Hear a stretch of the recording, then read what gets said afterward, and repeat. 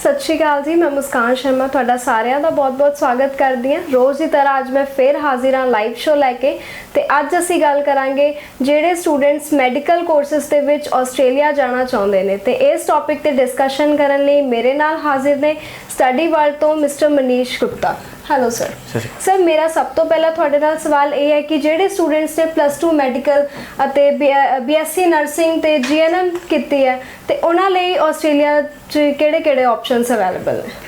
देखो बच्चे ਜਿਹੜੇ ਮੈਡੀਕਲ ਲਾਈਨ ਦੇ ਵਿੱਚ ਅੱਗੇ ਪੜ੍ਹਨਾ ਚਾਹੁੰਦੇ ਨੇ ਵੀ ਆਪਸ਼ਨਸ ਬਹੁਤ ਅਵੇਲੇਬਲ ਨੇ। ਜਿਵੇਂ ਉੱਥੇ BSc ਨਰਸਿੰਗ ਕੀਤੀ ਜਾ ਸਕਦੀ ਹੈ, ਵੀ PR ਰਿਲੇਟਡ ਕੋਰਸ ਹੈ, ਡਾਕਟਰੇਟ ਦੇ ਕੋਰਸਿਸ ਕੀਤੇ ਜਾ ਸਕਦੇ ਨੇ, ਫਿਰ MLT ਦੇ ਕੋਰਸਿਸ ਆ ਜਾਂਦੇ ਨੇ, ਵੀ ਮੈਡੀਕਲ ਲੈਬ ਟੈਕਨੀਸ਼ੀਅਨ ਦੇ ਕੋਰਸਿਸ ਆ ਜਾਂਦੇ ਨੇ, ਫਿਰ ਹੈਲਥ ਸਾਇੰਸਿਸ ਦੇ ਕੋਰਸਿਸ ਆ ਜਾਂਦੇ ਨੇ। ਤੇ ਇਹ ਸਾਰੇ ਲਾਈਕ ਕੋਰਸਿਸ ਬੱਚੇ ਕਰ ਸਕਦੇ ਨੇ ਵੀ ਜੋ ਵੀ ਆਪਾਂ ਇੰਡੀਆ 'ਚ ਅਵੇਲੇਬਿਲਿਟੀ ਜਿਹੜੀ ਕੋਰਸਿਸ ਦੀ ਹੈ ਸਾਰੇ ਕੋਰਸਿਸ ਦੀ ਉੱਥੇ ਵੀ ਅਵੇਲੇਬਿਲਿਟੀ ਹੈਗੀ ਹੈ। ਬਟ ਗੱਲ ਉਹੀ ਆ ਜਾਂਦੀ ਹੈ ਵੀ ਐਲੀਜੀਬਿਲਿਟੀ ਕ੍ਰਾਈਟੀਰੀਆ, ਪਰਸੈਂਟੇਜ, ਬੈਂਡ, ਉਹ ਸਾਰੀਆਂ ਚੀਜ਼ਾਂ ਹੈਲਥ ਦੇ ਕੇਸਿਸ ਦੇ ਵਿੱਚ ਥੋੜ੍ਹੀਆਂ ਜਿਹੀਆਂ ਹੈਵੀ ਰਿਕੁਆਇਰਮੈਂਟ ਰਹਿੰਦੀ ਹੈ। ਵੀ ਅਗਰ ਆਪਾਂ ਖਾਸ ਕਰ ਗੱਲ ਕਰੀਏ ਬੱਚਿਆਂ ਦੀ, ਉਹਨਾਂ ਦੀ ਜਿਨ੍ਹਾਂ ਨੇ ਵੀ ਨਰਸਿੰਗ ਕਰਨੀ ਹੈ ਜਾਂ ਡਾਕਟਰੇਟ ਕਰਨੀ ਹੈ, ਉਹਨਾਂ ਨੂੰ ਥੋੜ੍ਹੇ ਜਿਹੇ ਜਿਹੜੇ ਬੈਂਡ ਰਿਕੁਆਇਰਮੈਂਟ ਉਹਨਾਂ ਦੀ ਹਾਈ ਹੁੰਦੀ ਹੈ ਐਜ਼ ਕੰਪੇਅਰ ਟੂ ਅਦਰ ਵੀ ਨਾਰਮਲ ਜਿਹੜੇ ਹੈਲਥ ਸਾਇੰਸਿਸ ਵਗੈਰਾ ਦੇ ਕੋਰਸਿਸ ਆਉਂਦੇ ਨੇ। ਹਾਂਜੀ ਸਰ, ਹੁਣ ਗੱਲ ਕਰਦੇ ਹਾਂ ਜਿਹੜੇ ਸਟੂਡੈਂਟਸ ਨੇ +2 ਮੈਡੀਕਲ 'ਚ ਕੀਤੀ ਹੈ ਉਹਨਾਂ ਲਈ ਕੀ ਆਪਸ਼ਨਸ ਅਵੇਲੇਬਲ ਹੈ ਤੇ ਐਂਟਰੀ ਰਿਕੁਆਇਰਮੈਂਟਸ ਕੀ ਹੈ? ਲਾਈਕ ਬੈਂਡ ਸਕੋਰਸ ਕਿੰਨੇ ਚਾਹੀਦੇ ਆ, ਪਰਸੈਂਟੇजेस ਕਿੰਨੀ ਹੋਣੀ ਚਾਹੀਦੀ ਹੈ ਤੇ ਗੈਪ ਕਿੰਨਾ ਕੁ ਐਕਸੈਪਟੇਬਲ ਹੈ? +2 ਜਿਨ੍ਹਾਂ ਨੇ ਮੈਡੀਕਲ 'ਚ ਕੀਤੀ ਹੈ ਵੀ ਅਗਰ ਆਪਾਂ ਜੈਨਰਿਕ ਗੱਲ ਕਰੀਏ ਵੀ 65% ਨੰਬਰ ਅਗਰ ਬੱਚੇ ਦੇ ਹੈਗੇ ਨੇ ਤੇ ਬੱਚੇ ਦੇ 7 ਈਚ ਨੇ ਤੇ ਐਸਾ ਬੱਚਾ ਅਪਲਾਈ ਕਰ ਸਕਦਾ ਹੈ nursing the courses. Bachelor of nursing ਬੱਚਾ ਅਪਲਾਈ ਕਰ ਸਕਦਾ ਹੈ। ਬਹੁਤ ਵਧੀਆ ਕੋਰਸਿਸ ਨੇ, 3 ਸਾਲ ਦਾ ਕੋਰਸ ਹੈ ਤੇ ਡਾਇਰੈਕਟ PR ਯਾਨੀ ਕਿ ਬੱਚਾ ਅਪਲਾਈ ਕਰ ਸਕਦਾ। ਵੀ ਬਹੁਤ ਜ਼ਿਆਦਾ ਹਾਈ ਡਿਮਾਂਡ ਵਿੱਚ ਇਹ ਕੋਰਸਿਸ ਹੈਗੇ ਨੇ। ਬਟ ਗੱਲ ਉਹੀ ਆ ਜਾਂਦੀ ਹੈ ਵੀ ਯੂਨੀਵਰਸਿਟੀਆਂ ਦੀ ਰਿਕੁਆਇਰਮੈਂਟ ਵੀ 7 ਈਚ ਦੀ ਹੈ, IELTS ਕੀਤੀ ਹੋਏ ਜਾਂ PT ਕੀਤੀ ਹੋਏ। ਤੇ ਅਗਰ ਬੱਚੇ ਨੇ ਅਗਰ ਲਾਈਕ ਅੰਬੈਸੀ ਦੇ ਵਿੱਚ ਵੀ ਅਗਰ ਜਿਵੇਂ ਕੋਈ ਯੂਨੀਵਰਸਿਟੀ ਫੋਰ ਐਗਜ਼ਾਮਪਲ ਦੇ ਵੀ ਦਿੰਦੀ ਹੈ ਕਿਸੇ ਨੂੰ ਵੀ 7 ਬੈਂਡ ਓਵਰਆਲ ਤੇ ਵੀ 1 'ਚ 6.5 ਤੇ, ਬਟ ਅੰਬੈਸੀ ਜਿਹੜੀ ਹੈਗੀ ਆ ਉਹ ਵੀਜ਼ਾ 'ਚ ਦਿੱਕਤ ਦਿੰਦੀ ਹੈ। ਇਸ ਕਰਕੇ ਅਗਰ ਤੁਸੀਂ ਨਰਸਿੰਗ ਦੀ ਪੜ੍ਹਾਈ ਕਰਨਾ ਚਾਹੁੰਦੇ ਹੋ +2 ਤੋਂ ਬਾਅਦ ਤੇ BSc ਨਰਸਿੰਗ ਦੀ ਆਪਾਂ ਗੱਲ ਕਰੀਏ ਤੇ 7 ਈਚ ਦੀ ਰਿਕੁਆਇਰਮੈਂਟ ਰਹੇਗੀ। ਅਗਰ ਤੁਹਾਡੇ ਬੈਂਡ ਨਹੀਂ ਹੈਗੇ ਕਿਸੇ ਦੇ ਉੱਤੇ ਵੀ ਅਗਰ 7 ਬੈਂਡ ਓਵਰਆਲ ਹੈ, 1 'ਚ 6.5 ਹੈ ਜਾਂ ਓਵਰਆਲ 6.5 ਹੈ, 6 ਤੋਂ ਘੱਟ ਨਹੀਂ, ਜਾਂ 6 ਬੈਂਡ ਓਵਰਆਲ ਨੇ 1 ਜਾਂ 2 'ਚ 5.5 ਹੈ, ਫਿਰ ਤੁਸੀਂ ਆਪਟ ਕਰ ਸਕਦੇ ਹੋ ਬੈਚਲਰ ਆਫ ਹੈਲਥ ਸਾਇੰਸ ਦਾ ਕੋਰਸ। ਇਹ ਹੈਲਥ ਰਿਲੇਟਡ ਕੋਰਸ ਰਹਿੰਦਾ ਜੀ। +2 ਜਿਹਨੇ ਬੱਚਿਆਂ ਨੇ ਮੈਡੀਕਲ 'ਚ ਕੀਤੀ ਉਹਨਾਂ ਦੀ ਬਹੁਤ ਵਧੀਆ ਕੋਰਸ ਹੈ। ਵੀ ਇਹਦੇ ਵਿੱਚ ਬੱਚਾ ਇਹ ਕਰ ਸਕਦਾ ਵੀ ਚਲੋ ਵੀਜ਼ਾ ਲੈਣ ਵਾਸਤੇ ਤਾਂ ਦੇਖੋ ਨਰਸਿੰਗ ਵਿੱਚ 7 ਈਚ ਚਾਹੀਦੇ ਨੇ, ਬਟ ਹੈਲਥ ਸਾਇੰਸ ਦਾ ਕੋਰਸ ਲੈ ਕੇ ਤੁਸੀਂ ਵੀਜ਼ਾ ਲੈ ਕੇ ਉੱਥੇ ਜਾ ਕੇ ਆਪਦਾ ਇੱਕ ਵਾਰੀ ਜਦੋਂ ਉੱਥੇ ਪਹੁੰਚ ਗਏ ਤੇ ਤੁਸੀਂ ਵਿਦਿਨ ਦਾ ਯੂਨੀਵਰਸਿਟੀ ਆਪਦਾ ਕੋਰਸ ਤੇ ਜਿਹੜਾ ਸਭ ਕੁਝ ਚੇਂਜ ਕਰਵਾ ਸਕਦੇ ਹੋ। ਵੀ ਹਾਂ ਐਂਟਰੀ ਰਿਕੁਆਇਰਮੈਂਟ ਉਹਨਾਂ ਦੀਆਂ ਮੀਟ ਕਰਨੀਆਂ ਪੈਣੀਆਂ। ਫੋਰ ਐਗਜ਼ਾਮਪਲ ਕਈ ਯੂਨੀਵਰਸਿਟੀਆਂ ਜਿਵੇਂ 6.5 ਬੈਂਡ ਓਵਰਆਲ ਹੋਣ, 6 ਤੋਂ ਘੱਟ ਨਾ ਹੋਣ, ਐਡਮਿਸ਼ਨ ਨਰਸਿੰਗ 'ਚ ਦੇ ਦਿੰਦੀਆਂ, ਜਾਂ ਫਿਰ ਕਈ ਪ੍ਰਾਈਵੇਟ ਕਾਲਜਿਸ ਵੀ ਹੈਗੇ ਨੇ ਜਿਹੜੇ ਨਰਸਿੰਗ 'ਚ ਘੱਟ ਬੈਂਡ 'ਤੇ ਐਡਮਿਸ਼ਨ ਦੇ ਦਿੰਦੇ ਨੇ। ਬਟ ਟੈਕਨੀਕਲੀ ਗੱਲ ਇਹ ਆ ਜਾਂਦੀ ਹੈ ਵੀ ਜਦੋਂ ਬੱਚਾ ਕੰਪਲੀਟ ਕਰਦਾ ਆਪਣੀ ਨਰਸਿੰਗ ਦੀ ਸਟੱਡੀ ਤੇ ਉਹਨੂੰ ਜਿਹੜੀ ਰਜਿਸਟ੍ਰੇਸ਼ਨ ਕਰਾਉਣੀ ਹੈ ਆਪਣੀ ਰਜਿਸਟਰਡ ਨਰਸ ਦੀ ਜਿਹੜੀ ਰਜਿਸਟ੍ਰੇਸ਼ਨ ਹੁੰਦੀ ਹੈ ਉੱਥੇ, ਉਹਦੇ ਵਾਸਤੇ 7 ਈਚ ਚਾਹੀਦੇ ਨੇ, ਬੇਸ਼ੱਕ IELTS ਜਾਂ PT ਕੀਤਾ ਹੋਏ।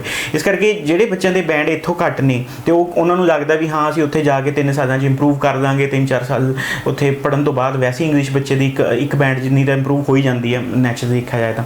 ਤੇ ਐਸੇ ਬੱਚੇ ਫਿਰ ਹੈਲਥ ਸਾਇੰਸ ਜਾ ਕੇ ਉੱਥੇ ਕੋਰਸ ਆਪਦਾ ਨਰਸਿੰਗ 'ਚ ਚੇਂਜ ਕਰਾ ਦੇਣ ਤੇ ਜਦ ਤੱਕ ਉਹਨਾਂ ਦਾ 3 ਸਾਲ ਕੰਪਲੀਟ ਹੋਣਗੇ ਤਦ ਤੱਕ ਇੰਗਲਿਸ਼ ਵੀ ਇੰਪਰੂਵ ਹੋ ਜਾਏਗੀ ਤੇ ਬੱਚਾ ਥੋੜਾ ਧਿਆਨ ਵੀ ਦੇ ਸਕਦਾ ਇੰਗਲਿਸ਼ ਵਾਲੇ ਪਾਸੇ ਜ਼ਿਆਦਾ ਵੀ ਹਾਂ ਵੀ ਮੈਨੇ 7 ਬੈਂਡ ਈਚ ਕੱਲ੍ਹ ਨੂੰ ਲੈਣੇ ਹੈ ਤੇ ਵੀ ਥੋੜਾ ਜਿਹਾ ਆਪਦਾ ਫੋਕਸ ਕਰਕੇ ਚੱਲੇਗਾ ਤੇ ਕੱਲ੍ਹ ਨੂੰ ਜਦੋਂ ਦੀ ਪੜ੍ਹਾਈ ਕੰਪਲੀਟ ਹੋਏਗੀ ਡਿਗਰੀ ਉਹਨੂੰ ਬੈਚਲਰ ਨਰਸਿੰਗ ਮਿਲ ਜਾਏਗੀ ਤੇ ਉਸ ਤੋਂ ਬਾਅਦ ਅੱਗੇ ਜਾ ਕੇ ਉਹ ਵੀ 7 ਈਚ ਅਗਰ PT ਦੇ ਵਿੱਚ ਵੀ ਲੈ ਦੇ ਤੇ ਸਿੱਧਾ ਉਹਨੂੰ PR ਮਿਲ ਜਾਏਗੀ। ਬਹੁਤ ਈਜ਼ੀ PR ਹੈਗੀ ਅੱਗੇ। ਹਾਂਜੀ ਸਰ, ਹੁਣ ਗੱਲ ਕਰਦੇ ਹਾਂ ਜਿਹੜੇ ਸਟੂਡੈਂਟਸ ਨੇ GNM ਕੀਤੀ ਹੋਈ ਹੈ ਤੇ ਉਹਨਾਂ ਲਈ ਉਹਨਾਂ ਬੱਚਿਆਂ ਲਈ ਆਸਟ੍ਰੇਲੀਆ 'ਚ ਕੀ ਆਪਸ਼ਨਸ ਨੇ ਅਤੇ ਐਂਟਰੀ ਰਿਕੁਆਇਰਮੈਂਟਸ ਕੀ ਨੇ?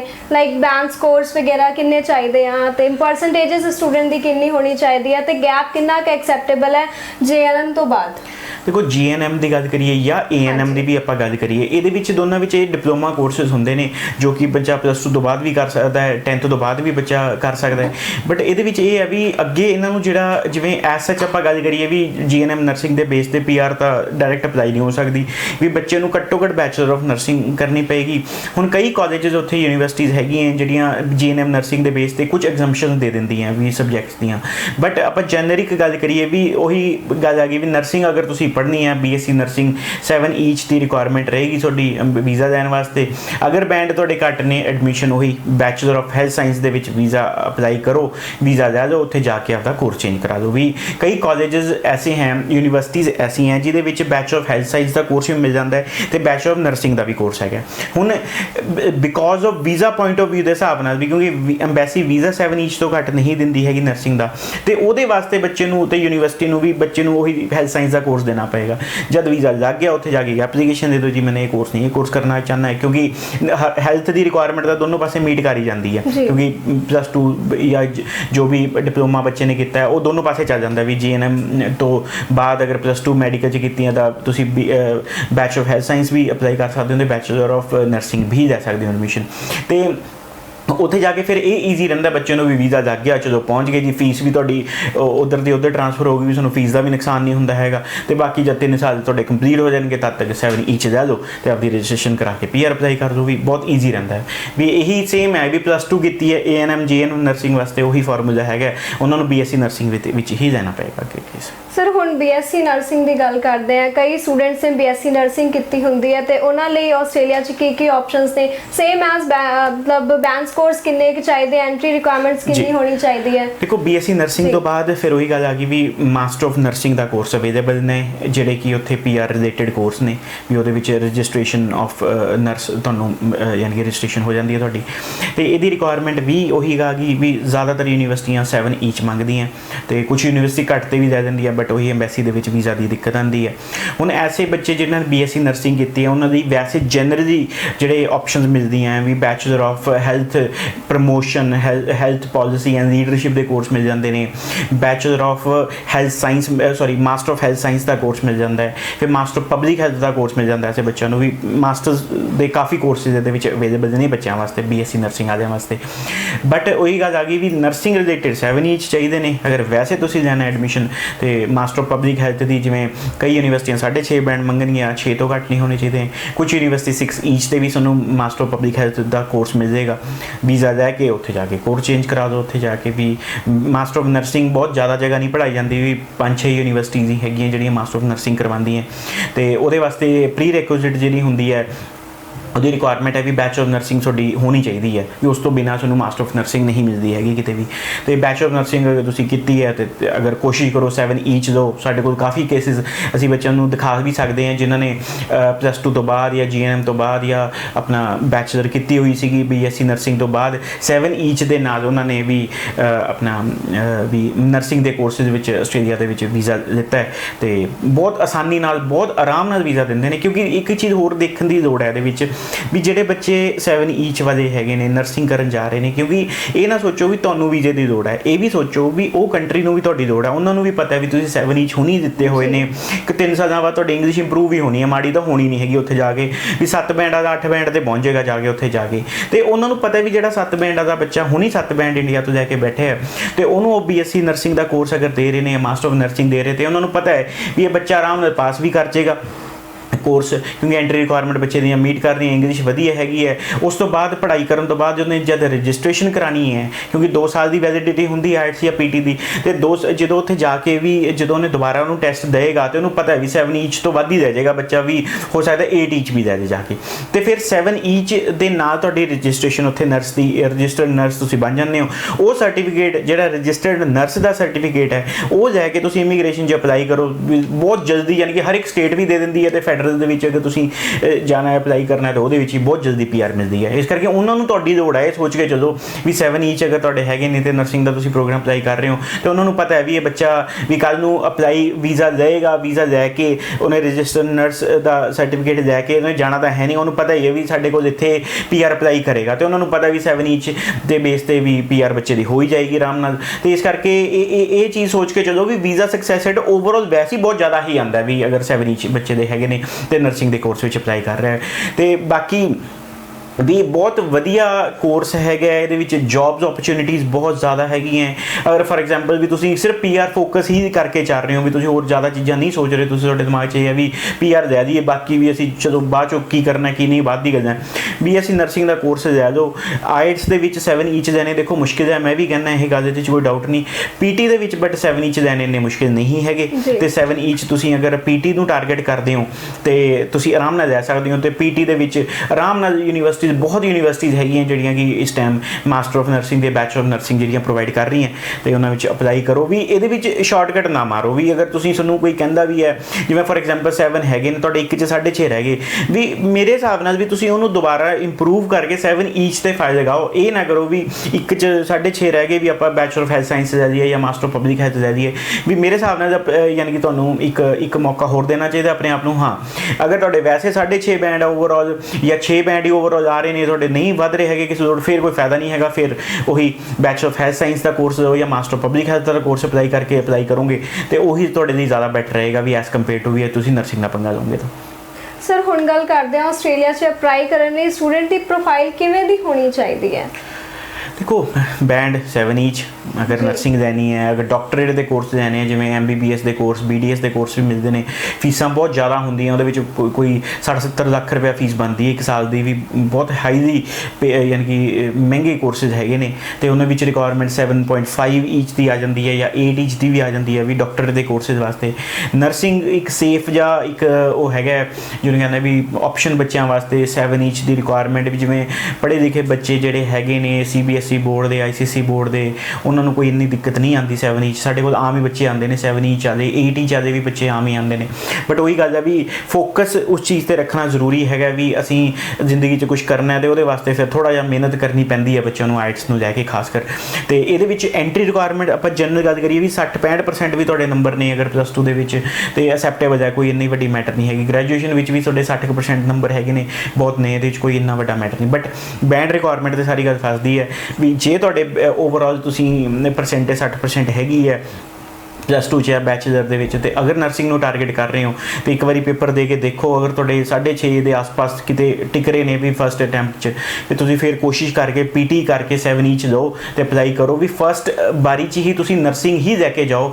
ਵੀ ਮੈਂ ਕਹੂੰਗਾ ਵੀ ਉਹ ਨਾ ਚੱਕਰਾਂ 'ਚ ਪਾਓ ਵੀ ਤੁਸੀਂ ਵੀ ਆਪਾਂ ਕਹੀਏ ਵੀ ਹੈਲਥ ਸਾਇੰਸ ਦਾ ਕੋਰਸ ਲੈਣ ਦਾ, ਵੀ ਉਹ ਤਾਂ ਸੈਕੰਡ ਆਪਸ਼ਨ ਹੈ, ਉਹ ਤਾਂ ਤਦ ਹੈਗੀ ਹੈ ਵੀ ਜਦ ਤੁਸੀਂ ਕਹੋ ਵੀ ਸਾਡੇ ਕੋਲ ਕੋਈ ਜੁਗਾੜ ਨਹੀਂ ਹੋ ਰਿਹਾ ਹੈਗਾ, ਕੋਈ ਆਪਸ਼ਨ ਨਹੀਂ ਬਣ ਰਹੀ, ਤਾਂ ਹੀ ਉਹਨੂੰ ਲੈ ਕੇ ਫਾਇਦਾ ਹੈ। ਅਦਰਵਾਈਜ਼ ਮੈਂ ਹੀ ਕਹੂੰਗਾ ਵੀ ਨਰਸਿੰਗ ਦਾ ਕੋਰਸ ਅਪਲਾਈ ਕਰੋ ਤੇ बहुत आराम नाल ਇਹਦੇ ਵਿੱਚ ਅਪਲਾਈ ਹੋ ਰਿਹਾ ਆਰਾਮ ਨਾਲ, ਕਿਉਂਕਿ ਇਹਦੇ ਸੀਟਾਂ ਵੀ ਬਹੁਤ ਜ਼ਿਆਦਾ ਅਵੇਲੇਬਲ ਹੁੰਦੀਆਂ, ਇਹਦੇ ਵਿੱਚ ਸਕਾਲਰਸ਼ਿਪਸ ਵੀ ਮਿਲ ਜਾਂਦੀ ਹੈ ਵੀ 20-25% ਦੀ ਅਗਰ ਸਕਾਲਰਸ਼ਿਪ ਬੱਚਾ ਅਪਲਾਈ ਕਰਨਾ ਚਾਹੁੰਦਾ ਉਹ ਵੀ ਮਿਲ ਜਾਂਦੀ ਹੈ। ਇਸ ਕਰਕੇ ਵੀ ਅਗਰ ਤੁਸੀਂ ਵੀ ਇਹਦੇ ਸੀਟਾਂ ਐਸ ਕਰਕੇ ਯਾਨੀ ਕਿ ਉਹਨਾਂ ਕੋਲ ਅਵੇਲੇਬਿਲਿਟੀ ਜ਼ਿਆਦਾਤਰ ਹੁੰਦੀ ਹੈ ਵੀ ਕਿਉਂਕਿ ਵੀ ਬੱਚੇ ਜਿਹੜੇ ਉੱਥੇ ਅਪਲਾਈ ਕਰਦੇ ਨੇ ਵੀ ਜ਼ਿਆਦਾ 7 ਈਚ ਵਾਲੇ ਨਹੀਂ ਮਿਲ ਪਾਉਂਦੇ ਯੂਨੀਵਰਸਿਟੀਆਂ ਨੂੰ ਵੀ, ਕਿਉਂਕਿ ਸਿਰਫ ਆਸਟ੍ਰੇਲੀਆ ਦੀ ਗੱਲ ਨਹੀਂ ਹੈਗੀ ਵੀ ਇੰਟਰਨੈਸ਼ਨਲ ਸਟੂਡੈਂਟ ਪੂਰੇ ਵਰਲਡ ਤੋਂ ਆਉਂਦਾ ਵੀ 7 ਈਚ ਵਾਲੇ ਬੱਚੇ ਬਹੁਤ ਜ਼ਿਆਦਾ ਨਹੀਂ ਹੁੰਦੇ ਹੈਗੇ, ਕਿਉਂਕਿ 6 ਈਚ ਵਾਲੇ ਜਾਂ 6.5 ਈਚ ਵਾਲੇ ਬਹੁਤ ਟੱਕਰ ਜਾਂਦੇ ਨੇ, 7 ਈਚ ਨਹੀਂ ਮਿਲਦੇ। ਇਸ ਕਰਕੇ ਸੀਟਾਂ ਜ਼ਿਆਦਾਤਰ ਅਵੇਲੇਬਿਲਿਟੀ ਹੁੰਦੀ ਹੀ ਹੈਗੀ ਵੀ ਇੰਨੀ ਕੋਈ ਦਿੱਕਤ ਨਹੀਂ ਆਉਂਦੀ ਹੈਗੀ ਵੀ ਸੀਟਾਂ ਲੈਣ ਦੇ ਵਿੱਚ। ਬਟ ਇਹ ਹੈ ਵੀ ਇਹਦੇ ਵਿੱਚ ਇਨਟੇਕਸ ਵੀ ਬੜੇ ਲਿਮਿਟਡ ਹੁੰਦੇ ਨੇ ਤੇ ਵੀ ਜਿਹੜੇ ਯੂਨੀਵਰਸਿਟੀਆਂ ਵੀ ਜਿਹੜੀਆਂ ਹੈਗੀਆਂ ਜਿਹੜੀਆਂ ਵਧੀਆ ਯੂਨੀਵਰਸਿਟੀਆਂ ਉਹ ਲਿਮਿਟਡ ਹੈਗੀਆਂ ਜਿਹਦੇ ਵਿੱਚ ਇਹ ਕੋਰਸ ਪੜ੍ਹਾਇਆ ਜਾਂਦਾ। ਸਰ ਹੁਣ ਆਪਾਂ ਗੱਲ ਕਰਦੇ ਹਾਂ ਜੇ ਇਨਟੇਕਸ ਨੂੰ ਲੈ ਕੇ, ਤੇ ਇਨਟੇਕਸ ਕਿਹੜੇ ਅਵੇਲੇਬਲ ਨੇ ਜਿਹੜੇ ਸਟੂਡੈਂਟਸ ਹੁਣ ਅਪਲਾਈ ਕਰਨਾ ਚਾਹੁੰਦੇ ਨੇ? ਦੇਖੋ ਜ਼ਿਆਦਾਤਰ ਆਸਟ੍ਰੇਲੀਆ ਦੀ ਗੱਲ ਕਰੀਏ ਤਾਂ ਇਨਟੇਕ ਜਿਹੜਾ ਹੈਗਾ ਉਹ ਜਨਵਰੀ ਜਾਂ ਫਰਵਰੀ ਇਨਟੇਕ ਦੇ ਵਿੱਚ, ਕਿਉਂਕਿ ਉੱਥੇ ਜਿਹੜੀ ਪੜ੍ਹਾਈ ਦਾ ਸੈਸ਼ਨ ਸ਼ੁਰੂ ਹੁੰਦਾ ਉਹ ਜਨਵਰੀ 'ਚ ਸ਼ੁਰੂ ਹੁੰਦਾ, ਜਨਵਰੀ ਜਾਂ ਫਰਵਰੀ ਇਨਟੇਕ ਹੁੰਦਾ ਵੀ ਕਿਤੇ ਜਨਵਰੀ ਕਿਤੇ ਫਰਵਰੀ। ਤੇ ਜ਼ਿਆਦਾਤਰ ਯੂਨੀਵਰਸਿਟੀਆਂ ਤੇ ਇਹਦੇ ਵਿੱਚ ਹੁਣ ਜਨਵਰੀ ਜਾਂ ਫਰਵਰੀ ਇਨਟੇਕ ਅਵੇਲੇਬਲ ਹੈਗੇ। ਨਰਸਿੰਗ ਵਾਸਤੇ ਤੁਸੀਂ ਬੈਚਲਰ ਅਪਲਾਈ ਕਰਨੀ ਹੈ, ਮਾਸਟਰ ਆਫ ਨਰਸਿੰਗ ਕਰਨੀ ਹੈ, ਲੇਕਿਨ ਕੁਝ ਯੂਨੀਵਰਸਿਟੀਜ਼ ਹੈਗੀਆਂ ਜਿਹੜੀਆਂ ਮਾਸਟਰ ਆਫ ਨਰਸਿੰਗ ਪ੍ਰੋਵਾਈਡ ਕਰਾਉਂਦੀ ਹੈ ਜੁਲਾਈ ਇਨਟੇਕ ਵਾਸਤੇ ਵੀ। ਬਟ ਬੈਚਲਰ ਆਫ ਨਰਸਿੰਗ ਲੈਣਾ ਲਾਈਕ ਬਹੁਤ ਹੀ ਘੱਟ ਯੂਨੀਵਰਸਿਟੀਆਂ ਇਹਦੇ 'ਚ ਆਪਸ਼ਨ ਆਫਰ ਕਰਦੀਆਂ ਵੀ ਜੇ ਤਾਂ ਬੱਚਾ ਕਹਿੰਦਾ ਹੈ ਮੈਂ ਆਸਟ੍ਰੇਲੀਆ 'ਚ ਕਿਤੇ ਵੀ ਮੇਰਾ ਅਪਲਾਈ ਕਰਾ ਦਿਓ ਵੀ ਮੈਨੂੰ ਕੋਈ ਦਿੱਕਤ ਨਹੀਂ ਹੈਗੀ, ਸਾਨੂੰ ਨਰਸਿੰਗ ਦਾ ਕੋਰਸ ਚਾਹੀਦਾ, ਫਿਰ ਤਾਂ ਚਲੋ ਅਵੇਲੇਬਿਲਿਟੀ ਮਿਲ ਜਾਏਗੀ ਤੁਹਾਨੂੰ, ਜੁਲਾਈ ਇਨਟੇਕ ਵੀ ਮਿਲ ਜਾਏਗਾ। ਬਟ ਅਗਰ ਤੁਸੀਂ ਕਹਿੰਦੇ ਹੋ ਕੋਈ ਪਰਟੀਕੂਲਰ ਲੋਕੇਸ਼ਨ ਦੇ ਵਿੱਚ, ਫਿਰ ਡਿਪੈਂਡ ਕਰਦਾ ਵੀ ਉਸ ਲੋਕੇਸ਼ਨ ਦੇ ਵਿੱਚ ਪਰਟੀਕੂਲਰ ਯੂਨੀਵਰਸਿਟੀਆਂ ਜਿਹੜੀਆਂ ਹੈਗੀਆਂ ਤੇ ਉਹ ਆਫਰ ਕਰਦੀਆਂ ਕਿ ਨਹੀਂ ਕਰਦੀਆਂ ਵੀ। ਬਟ ਅਦਰਵਾਈਜ਼ ਮੈਂ ਕਹਿਣਾ ਚਾਹੂੰਗਾ ਵੀ ਅਗਰ 10 ਯੂਨੀਵਰਸਿਟੀਆਂ ਦੀ ਗੱਲ ਕਰੀਏ ਤੇ 3 ਯੂਨੀਵਰਸਿਟੀਆਂ 'ਚ ਤੁਹਾਨੂੰ ਜੁਲਾਈ ਇਨਟੇਕ ਮਿਲ ਜਾਏਗਾ ਵੀ ਬੈਚਲਰ ਵੀ ਮਾਸਟਰ ਵੀ ਮਿਲ ਜਾਏਗਾ। ਬਟ 10 ਯੂਨੀਵਰਸਿਟੀਆਂ ਜਿਹੜੀਆਂ ਹੈਗੀਆਂ ਉਹ ਤੁਹਾਨੂੰ ਫੈਬਰੀ ਇਨਟੇਕ ਤਾਂ ਸਾਰੀਆਂ ਹੀ ਦੇ ਦੇਣਗੀਆਂ ਵੀ ਇਹਦੀ ਕੋਈ ਮੈਟਰ ਨਹੀਂ। ਇਹਦੇ 'ਚ ਇੱਕ ਚੀਜ਼ ਹੋਰ ਮੈਂ ਤੁਹਾਨੂੰ ਕਹਿਣਾ ਚਾਹੂੰਗਾ ਵੀ ਜਿਹੜੇ ਬੱਚੇ ਪਿਛਲੇ ਸਾਲ ਜਿਨ੍ਹਾਂ ਨੇ ਪੜ੍ਹਾਈਆਂ ਕੰਪਲੀਟ ਕੀਤੀਆਂ ਤੇ ਉਹਨਾਂ ਨੂੰ ਡਰ ਹੈਗਾ ਵੀ ਮੇਰਾ ਗੈਪ ਨਾ ਬਣ ਜਾਏ ਜਾਂ ਕੁਝ ਵੀ ਹੈ, ਅੱਜ ਦੀ ਡੇਟ ਵਿੱਚ ਤੁਸੀਂ ਹੁਣ ਵੀ ਫਰਵਰੀ ਇਨਟੇਕ ਦੀ ਅਗਲੇ ਸਾਲ ਦੀ ਐਡਮਿਸ਼ਨ ਅਪਲਾਈ ਕਰ ਸਕਦੇ ਹੋ। ਐਡਮਿਸ਼ਨ ਲੈ ਲਓ, ਆਪਦੀ GT ਕਲੀਅਰ ਕਰਾਓ, ਉਹਦੇ ਫੰਡ ਕਲੀਅਰ ਕਰਾਓ, ਫੀਸ ਭਰੋ, COE ਲੈ ਤੇ ਫਾਈਲ ਲਗਾ ਦਿਓ। ਫਾਈਲ ਜਿਹੜੀ ਹੈਗੀ ਹੈ ਤੁਸੀਂ ਐਡਵਾਂਸ 'ਚ ਵੀ ਲਗਾ ਸਕਦੇ ਹੋ, ਕੋਈ ਇਹ ਨਹੀਂ ਹੈਗਾ ਵੀ ਤੁਸੀਂ ਜਿਹੜੀ ਫੈਬਰੀ ਦੀ ਫਾਈਲ ਹੈ ਵੀ ਮਹੀਨਾ ਪਹਿਲਾਂ ਹੀ ਲੱਗਣੀ ਹੈ, ਤੁਸੀਂ ਪਹਿਲਾਂ ਵੀ ਲਾ ਸਕਦੇ ਹੋ ਫਾਈਲ।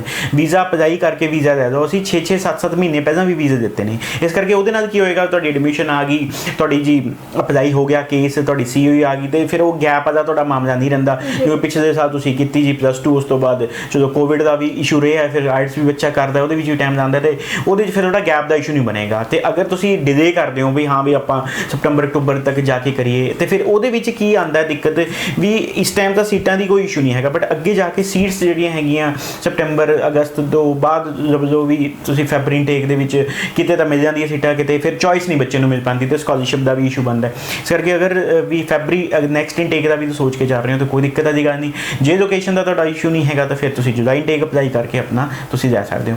ਬਾਕੀ ਇਹਦੇ ਵਿੱਚ ਜ਼ਿਆਦਾਤਰ ਕੋਰਸ ਜਿਹੜਾ ਪ੍ਰੈਕਟੀਕਲ ਕੋਰਸ ਹੈਗਾ ਇਹਦੇ ਵਿੱਚ, ਤੇ ਅਗਰ ਕੋਈ ਪੜ੍ਹਾਈ ਜਿਵੇਂ ਹੁਣ ਤੁਹਾਨੂੰ ਲੇਟ ਅਗਰ ਜਲਦੀ ਇਨਟੇਕ ਵੀ ਮਿਲ ਜਾਂਦਾ ਜੁਲਾਈ ਦਾ ਵਿੱਚ, ਤੁਸੀਂ ਇਹਨੂੰ ਡੈਫਰ ਕਰਕੇ ਅਗਲੇ ਸਾਲ ਫੈਬਰੀ ਵੀ ਲੈ ਕੇ ਜਾ ਸਕਦੇ ਹੋ ਵੀ। ਬਟ ਮੈਂ ਇਹੀ ਕਹੂੰਗਾ ਵੀ ਬੱਚੇ ਜਿਹਦੇ 7 ਈਚ ਹੈਗੇ ਨੇ, ਪਰਸੈਂਟੇਜ ਵੀ ਵਧੀਆ, ਸਭ ਕੁਝ ਹੈਗੀ ਹੈ, ਸਿਰਫ ਗੈਪ ਨਾ ਕ੍ਰੀਏਟ ਕਰਾਓ, ਕਿਉਂਕਿ ਗੈਪ ਦੇ ਚੱਕਰ 'ਚ ਤੁਹਾਡਾ ਵੀਜ਼ਾ ਦੀ ਦਿੱਕਤ ਆ ਸਕਦੀ ਹੈ। ਤੁਸੀਂ ਕਹਿੰਦੇ ਹੋ ਵੀ 20 ਪਾਸ ਆਊਟ ਹੋ ਜਾਂ 19 ਪਾਸ ਆਊਟ, ਉਸ ਤੋਂ ਬਾਅਦ ਤੁਸੀਂ ਕਹੋ ਜਿਵੇਂ ਅਸੀਂ ਕੁਝ ਨਹੀਂ ਕੀਤਾ, ਤੇ 2022 ਦਾ ਇਨਟੇਕ ਤੁਸੀਂ ਅਪਲਾਈ ਕਰ ਰਹੇ ਹੋ ਤਾਂ ਵੀਜ਼ੇ ਦੇ ਵਿੱਚ ਗੈਪ ਦੇ ਵਿੱਚ ਤੁਹਾਡਾ ਇਸ਼ੂ ਬਣ ਸਕਦਾ ਵੀ GT ਦੇ ਵਿੱਚ ਦਿੱਕਤ ਆਏਗੀ ਤੁਹਾਨੂੰ।